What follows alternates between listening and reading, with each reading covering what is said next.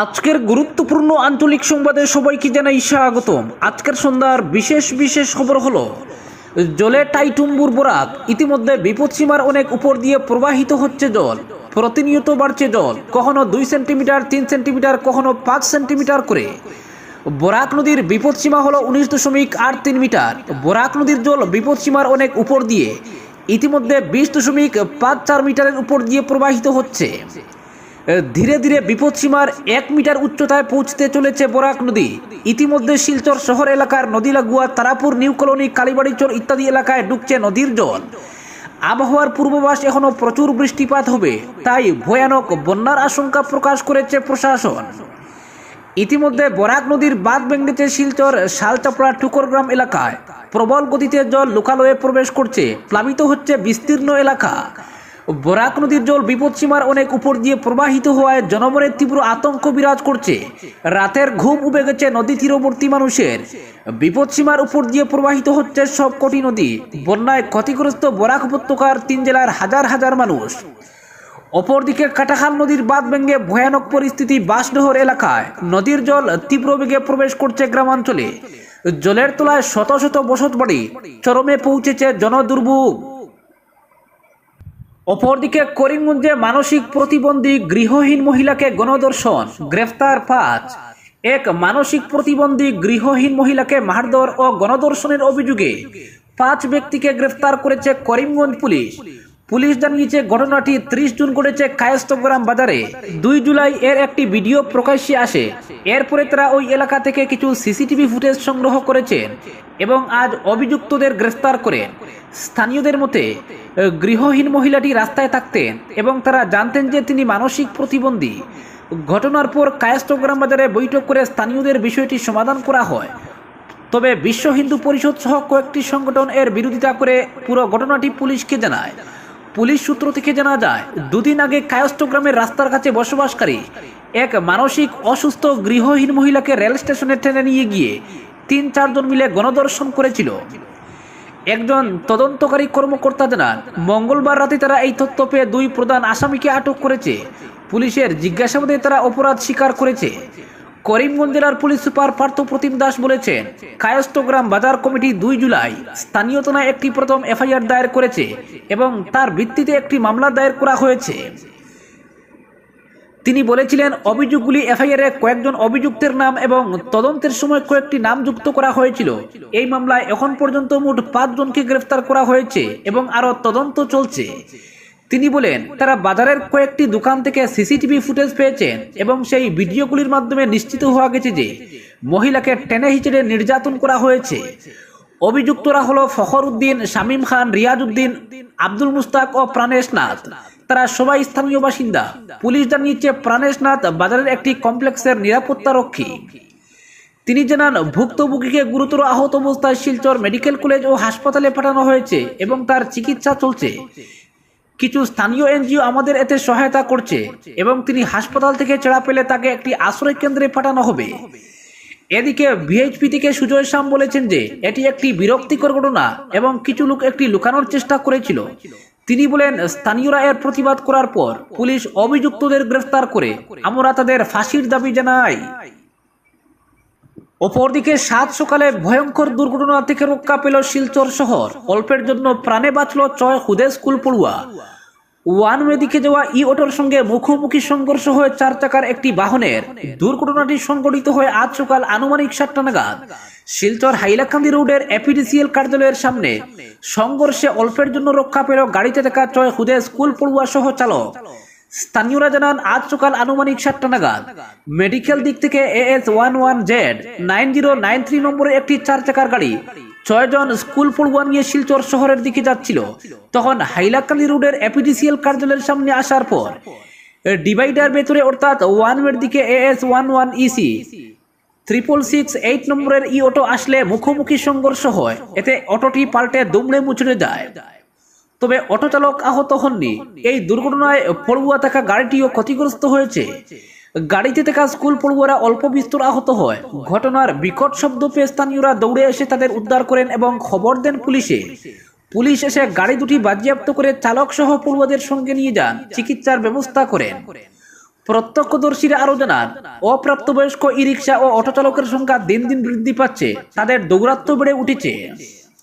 Traffic নিয়ম পরোয়া না করে ওভারটেক বা ওয়ান ওয়ে দিকে চলাচলে প্রতিদিন কোনো না কোনো ঘটনা ঘটছে। আজ একই কারণে এই দুর্ঘটনাটি ঘটে বরাত জুড়ে রক্ষা পেল 6টি প্রাণ। এ নিয়ে ট্রাফিক বিভাগের দৃষ্টি আকর্ষণ করছেন স্থানীয়রা। অপরদিকে হাতরসের আশ্রমে পৌঁছল বিশাল পুলিশ বাহিনী, মিলল না স্বঘোষিত বুলে বাবাকে। উত্তরপ্রদেশের হাতরসে পদপিষ্ট হয়ে মৃতের সংখ্যা শেষ খবরে জানা যায় 121। এই ঘটনায় প্রশাসনের ভূমিকা নিয়ে প্রশ্ন উঠতে শুরু করেছে। অনেকেই পদপিষ্ট হয়ে মৃত্যুর ঘটনায় আয়োজক সৎসঙ্গ কমিটিকে দায়ী করেছেন, অনেকে আবার প্রশাসনের দিকে আঙ্গুল তুলেছেন। ঘটনার পরদিন আজ সকাল থেকেই তৎপরতা শুরু করেছে উত্তরপ্রদেশ পুলিশের দল। সকালেই নারায়ণ সাকার ওরফে ভুলে বাবা নামে এক স্বঘোষিত ধর্মগুরুর আশ্রমে পৌঁছেছে বিশাল পুলিশ বাহিনী, কিন্তু ধর্মগুরুর সন্ধান এখনো মেলেনি বলে জানিয়েছে পুলিশ। হাতরসের জেলা শাসক আশিস কুমার জানান, রতিবানপুরের মুগলাগড়ি গ্রামে একটি ধর্মীয় অনুষ্ঠানের আয়োজন করা হয়েছিল। অনুষ্ঠান শেষ হতেই বিশৃঙ্খলা সৃষ্টি হয়, পদপিষ্ট হয়ে মৃত্যু হয় অনেকের। হুড়োহুড়ির কারণ স্পষ্ট নয়। প্রত্যক্ষদর্শীদের দাবি, নারায়ণ সরকার ওরফে বুলে বাবা নামে এক স্বঘোষিত ধর্মগুরুর জন্য সৎসঙ্গের আয়োজন করেছিল মানব মঙ্গল মিলন সদ্ভাবনা অনুষ্ঠান কমিটি। সৎসঙ্গকে কেন্দ্র করে স্থানীয়দের মধ্যে প্রবল উৎসাহ তৈরি হয়েছিল। কয়েক হাজার ভক্ত একটি ছোট ঘেরা জায়গায় জড়ো হয়েছিলেন, সেখানে ছিল না ফ্যানের ব্যবস্থা। অনুষ্ঠানের শেষ দিকে ভিড়ের চাপে দমবন্ধকর পরিস্থিতি তৈরি হয়েছিল। বহু মানুষ একসঙ্গে অনুষ্ঠান স্থল থেকে বার হওয়ার চেষ্টা করেন, কিন্তু বেরোনোর রাস্তাটি সংকীর্ণ হওয়ায় হুড়োহুড়ি পড়ে যায়। অনেকে ভিড়ের চাপ সামলাতে না পেরে পড়ে যান, তাদের উপর দিয়ে চলে যান জনতা। ঘটনাস্থলে মৃত্যু হয় বেশ কয়েকজনের। মৃতদের পরিবারের জন্য 2 লক্ষ টাকা করে আর্থিক সাহায্যের কথা ঘোষণা করেছেন উত্তরপ্রদেশের মুখ্যমন্ত্রী যোগী আদিত্যনাথ। প্রধানমন্ত্রীর দপ্তরের তরফেও জাতীয় ত্রাণ তহবিল থেকে মৃতদের পরিবার পিছু 2 লক্ষ টাকা এবং আহতদের 50,000 টাকা করে ক্ষতিপূরণ দেওয়ার কথা জানানো হয়েছে। ঘটনায় শোক প্রকাশ করেছেন রাষ্ট্রপতি দ্রৌপদী মুর্মু, কেন্দ্রীয় স্বরাষ্ট্রমন্ত্রী অমিত শাহ, লোকসভার বিরোধী দলনেতা রাহুল গান্ধী, পশ্চিমবঙ্গের মুখ্যমন্ত্রী মমতা বন্দ্যোপাধ্যায় সহ অনেকে। অপরদিকে কে ভুলে বাবা ছিলেন গোয়েন্দা। উত্তরপ্রদেশের হাতরসে চলছিল সৎসঙ্গ, সেখানে পদপিষ্ট হয়ে প্রাণ হারিয়েছেন শতাধিক পুণ্যার্থী। সেই সৎসঙ্গের ডাক দিয়েছিলেন নারায়ণ সাকার হরি ওরফে সাকার, বিশ্ব হরি ওরফে ভুলে বাবা। স্বঘোষিত এই ধর্মগুরু উত্তরপ্রদেশেরই বাসিন্দা। তার দাবি, অতীতে গোয়েন্দা বিভাগে কাজ করেছেন তিনি। ধর্মীয় বাণী প্রচারের জন্য 26 বছর আগে ছেড়ে দিয়েছিলেন সেই চাকরি। ভারতে অসংখ্য ভক্ত ছড়িয়ে রয়েছে স্বঘোষিত এই ধর্মগুরুর। অপরদিকে অবিলম্বে বর্ধিত পুরকর প্রত্যাহার করার জোরালো দাবি উত্থাপন করে বিক্ষোভ প্রদর্শন করল এসইউসিআই দলের শিলচর আঞ্চলিক কমিটি। দলের শতাধিক কর্মী সমর্থকরা পুরকর বৃদ্ধি কার স্বার্থে, কোনো অজুহাতে পৌরকর বৃদ্ধি করা চলবে না, অবিলম্বেই বর্ধিত পৌরকর প্রত্যাহার করতে হবে ইত্যাদি দাবি সংবলিত প্লেকার্ড হাতে নিয়ে বৃষ্টির মধ্যেও স্লোগান দিতে থাকেন। উপস্থিত জনতার সামনে বক্তব্য রাখেন জেলা কমিটির অন্যতম সদস্য অধ্যাপক অজয় রায়। বক্তব্য রাখেন শিলচর আঞ্চলিক কমিটির সম্পাদক দুলালী গাঙ্গুলি। তারা বলেন, একদিকে কর্মসংস্থানের অভাবে যতদিন যাচ্ছে বেকার সমস্যা ভয়াবহ আকার ধারণ করেছে, অন্যদিকে নিত্য প্রয়োজনীয় দ্রব্যের মূল্য প্রায় প্রতিদিন হু হু করে বাড়ছে। এই অবস্থায় সাধারণ মানুষের অবস্থা এমনিতেই নাজেহাল। এমতাবস্থায় পৌরকর বৃদ্ধি সত্যি মরার উপর খাড়ার গা। তারা আরও বলেন, দীর্ঘদিন থেকে পুরোমুট না থাকা সত্ত্বেও কারো সাথে কোনো ধরনের আলোচনায় না গিয়ে সম্পূর্ণ একতরফাভাবে পৌরকর বাড়ানোর সিদ্ধান্ত অন্যায় এবং অযৌক্তিক। ফলে অবিলম্বে এই বর্ধিত কর সম্পূর্ণ প্রত্যাহার করার আন্দোলন আরও শক্তিশালী করতে সর্বস্তরের জনগণের অংশগ্রহণের তীব্র আন্দোলন গড়ে তোলার আহ্বান জানান।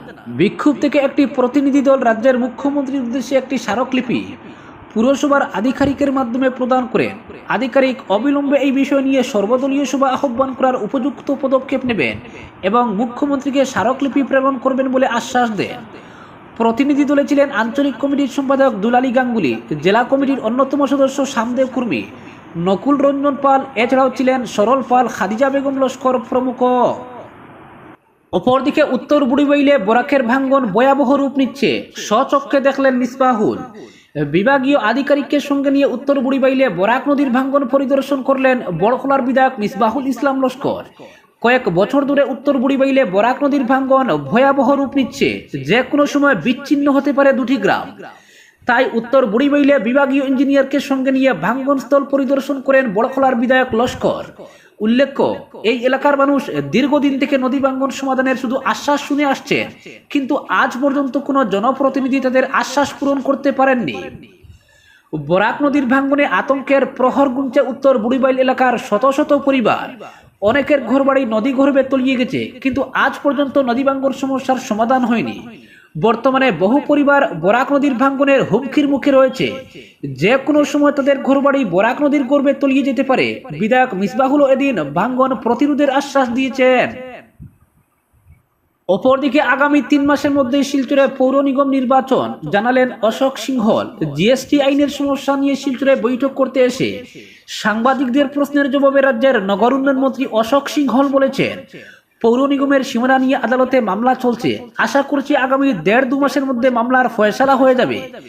এরপর 3 মাসের মধ্যেই করানো হবে পুর নিগম নির্বাচন। এই নির্বাচন এখন শুধু সময়ের অপেক্ষা। এদিকে রাঙ্গিরখালের গার্ডওয়াল নির্মাণ কাজ পরিদর্শন করে মন্ত্রী বলেছেন, শুধু নির্মাণ ঠিক মতো হলেই সমস্যা মিটবে না, খালের আবর্জনা সাফাই ও খননের ব্যবস্থা করতে হবে। তবে কোন প্রকল্পের মাধ্যমে কত টাকা ব্যয় বরাদ্দের ভিত্তিতে হবে, খাল খনন ও সাফাইয়ের কাজ, এ নিয়ে স্পষ্টভাবে এদিন কিছুই বলেননি মন্ত্রী।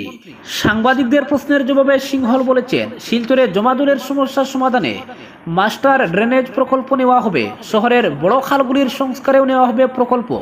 কিন্তু হঠাৎ করে একদিনের সফরে এলেও নগর উন্নয়ন দপ্তর থেকে শিলচরের সমস্যার সমাধানে এবং উন্নয়ন ত্বরান্বিত করতে নতুন কোনো প্রকল্পের ঘোষণা তিনি করেননি।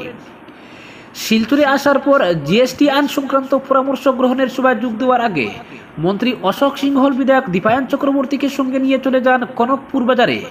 42 কোটি টাকায় যেখান থেকে রাঙ্গিরখালের গার্ডওয়াল নির্মাণ কাজ শুরু হয়েছে, পরিদর্শনে গিয়ে মন্ত্রী কাজের অগ্রগতি খতিয়ে দেখেন। জানতে পারেন 2022-এ শিলান্যাসের পর খালের কাজ এখন পর্যন্ত মাত্র 20% হয়েছে। বরাত পাওয়া 2 ঠিকাদারের মধ্যে অনুপ নন্দী 570 মিটার কাজ এগিয়েছেন, ব্রজেশ তুষ্নিয়াল করেছেন শুধু 150 মিটার। কনকপুর বাজার এলাকার পর রাঙ্গিরখাড়ি পয়েন্টে এসেও নির্মাণ কাজ পরিদর্শন করেন মন্ত্রী অশোক সিংহল। পরে সাংবাদিকদের বলেন, শিলচরবাসীর চিন্তার কোনো কারণ নেই, সরকারের ভাবনায় শিলচরের উন্নয়নে বহু প্রকল্প রয়েছে। রাঙ্গিরখালের গার্ডওয়াল নির্মাণে মুখ্যমন্ত্রী যেভাবে 42 কোটি টাকা দিয়েছেন, ঠিক একইভাবে আগামী দিনেও আরও নতুন নতুন প্রকল্প আসবে। উন্নয়নের প্রশ্নে হিমন্ত বিশ্ব শর্মার সরকার কিছুই আটকে রাখবে না। তিনি বলেন, শিলচরের খালগুলির নিচের মাটি কেটে আবর্জনা সরিয়ে জল দেওয়ার গতি বাড়াতে হবে। খাল খনন ও সাফাইয়ের জন্য 1.5 কোটি টাকার একটি প্রকল্প প্রস্তাব দিশপুরে জমা দিয়েছেন দীপায়ন চক্রবর্তী। প্রস্তাবটি কি অনুমোদন পাবে সরকারের কাছে? জবাবে মন্ত্রী বলেন, বিষয়গুলি নিয়ে শিলচর পুরসভা, নগর উন্নয়ন বিভাগ, জেলা দুর্যোগ মোকাবিলা বিভাগ সহ সংশ্লিষ্ট বাকি সব বিভাগকে নিয়ে সার্কিট হাউসে তিনি বৈঠক করতে চলেছেন রাতে। বৈঠকের পরই কিছু সিদ্ধান্ত নেওয়া হবে। তবে উল্লেখযোগ্য বিষয় হলো, রাঙ্গিরখালের কাজ কেন সম্ভব গতিতে হচ্ছে, ঠিকাদাররা কবে নির্মাণ কাজ শেষ করবে, এই বিষয়গুলিতে খুব একটা গালাগাননি অশোক সিংহল। কাজের স্লট গতি নিয়ে কৈফিয়ত চাননি উপস্থিত 2 ঠিকাদার সংস্থার প্রতিনিধিদের কাছে। আজকের বিশেষ সংবাদ এখানেই সমাপ্ত।